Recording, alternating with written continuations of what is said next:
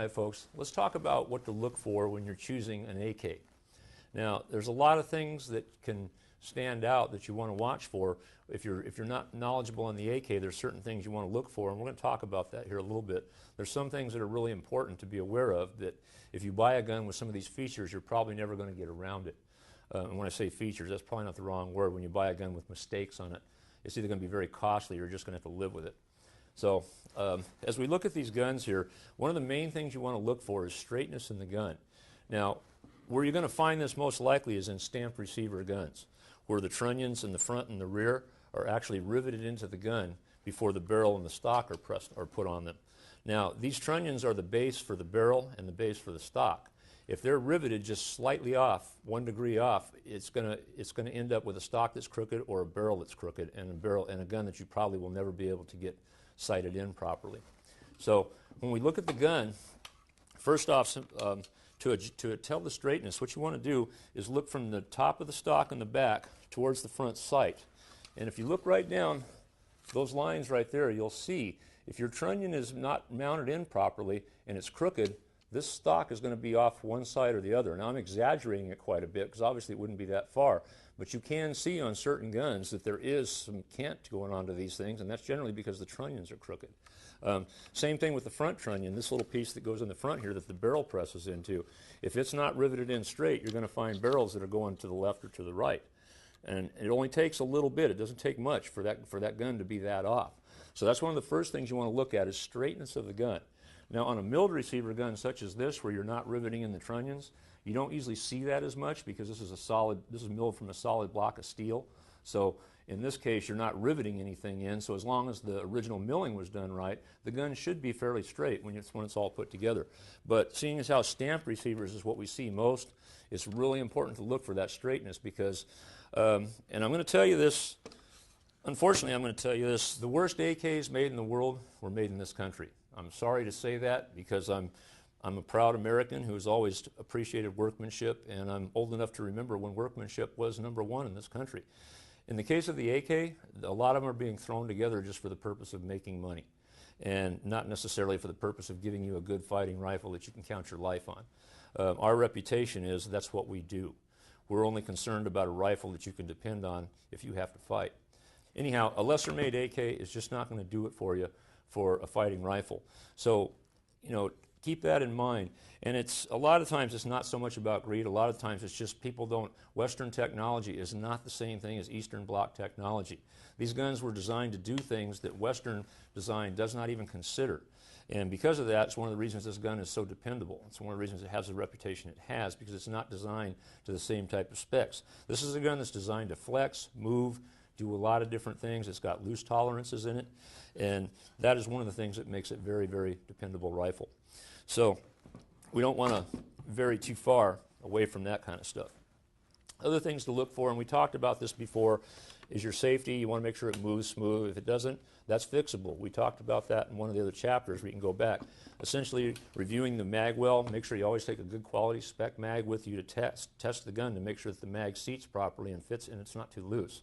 Otherwise, you're going to have a lot of problems dealing with that. Look at the concentricity of your barrel. And by that, what I mean is, we talked about this before, again, how well centered is the bore inside of the barrel. That's really important, particularly if you're going to use a muzzle brake of some sort that has a small exit hole, or if you're going to use a suppressor. If you try to screw a suppressor on a gun with a bore that's not concentric, you're going to destroy a $1,000 suppressor real fast. So these are some of the main things you want to look for when you're looking for your first AK. Now, the variants, a lot of people say, okay, American AKs are bad. Well, not all of them are, but a lot of them are. So you can look at other countries. In this case here, we have a Chinese AK. The Chinese AKs, in my opinion, were probably some of the best ever made. The construction of these is just phenomenal. They're really well put together, very cleanly done, and I've never really seen a bad one. And I've really tried to destroy a lot of them, and I just wasn't able to do it because they're just that well made. Yeah, can you run a car over it? Sure, but I mean, under normal use, these things are going to outlive the cockroach. The Russian AK is pretty much the same thing. This gun here was built from a stock Saiga rifle. Those are the sporterized version of the Russian AK that comes into this country in a hunting configuration. We cut, weld, change, do all kinds of stuff to it to come up with something like this, which is more like a standard AK. But the Russian, in my opinion, the Russian barrel and receiver is currently the best gun that you can get to start off with, because it's the stock Siegas, although they're not a standard AK configuration, can be bought as cheap as $300 these days. An SGL, which comes from Arsenal, which is the same gun that's been converted by Arsenal, those run in the area of $800 up to $1,100 or $1,200 depending on the configuration you want. But it is a very solid gun that's built, once again, on a Russian-made barrel and receiver, which really are the best. All right, one thing to consider when choosing your AK is your caliber choice.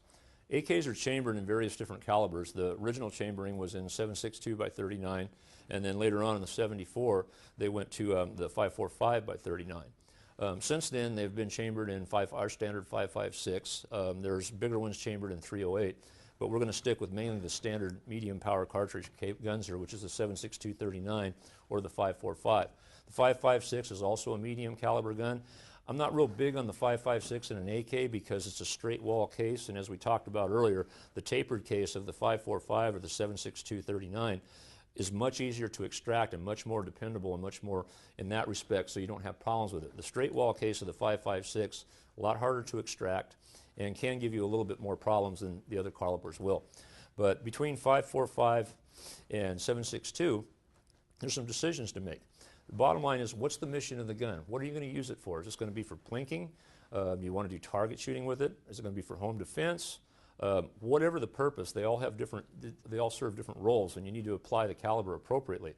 The main thing to remember about the calibers is the 7.62 39 is a really good caliber for shooting through stuff. It's shooting through car doors, shooting through glass, shooting through walls, plywood construction, drywall construction. The bullet's pretty stable going through all that stuff. So if you need to shoot through something to get to your target, you can do that with the 7.62 39. We've tested it quite a bit, and it's pretty effective for that. The 5.45, on the other hand, doesn't really have good penetrating power. It's most of the ammo that's in the country does have a steel core in it, but it has a tendency to want to tumble as soon as it hits something. So really good for shooting personnel, but not necessarily good for shooting through things to get to your target. The other thing about the 5.45 is the pros of the 5.45, at long range, it's much more accurate than the 7.62 is. It seems to be accurate to man-sized hits out to as much as 600 yards, definitely 500. The 7.62 39 will do it, not as reliably, but because it's a heavier, fatter bullet, it just doesn't seem to have the stability that that little small 5.45 bullet does. So whatever you're choosing this for, keep those things in mind with the caliber, because those are important in your decision and what's going to work best for you. The 7.62 39, good choice for a lot of things. If you're looking for more reach-out accuracy, faster, flatter shooting, you might want to look at 5.45. But either way, they're going to serve you well. My opinion, if you only own one AK, make it a 7.62 AK. The ammo's a lot more available. There's a lot more choices for it. But if you own one of these already, or if you own two of these already, get a 5.45. The ammo's inexpensive, fun to shoot, very fast, very flat shooting. They both serve a good purpose. It's just what purpose is best for you is what you're going to have to choose. Panteo.